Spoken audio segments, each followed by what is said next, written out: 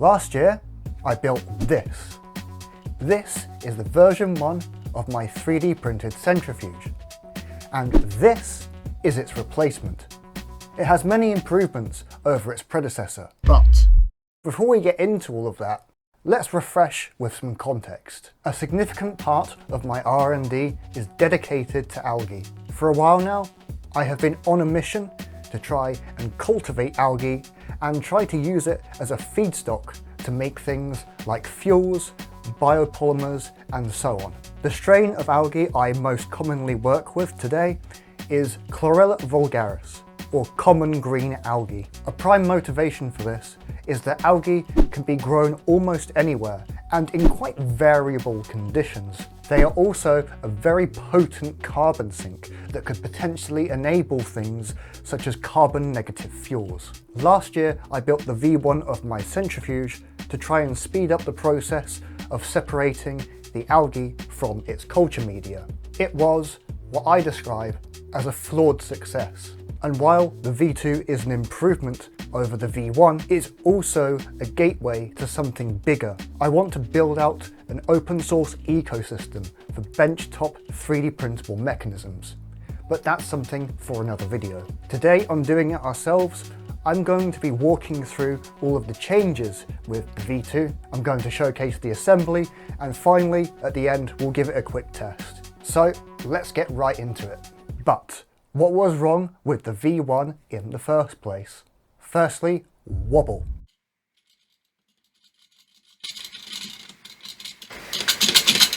But seriously, this was a bigger problem than I thought. Because of this wobble, when you spin something with this centrifuge, like a suspension of a solid inside a fluid, like with my algae, the wobble causes whatever you're centrifugating to shake a little, and that can reduce the effectiveness of the device. This wobble also contributes to inconsistent meshing with the gear train, which leads to things like skipping. This also resulted in vibrations that over time caused parts of the base to unfasten themselves, thus compromising structural integrity. And as I've just mentioned, the gear train suffers from skipping, which I think is caused by the lack of support for the drive gear. And on top of that, because it's so light, the centrifuge itself needs to be held down when in operation.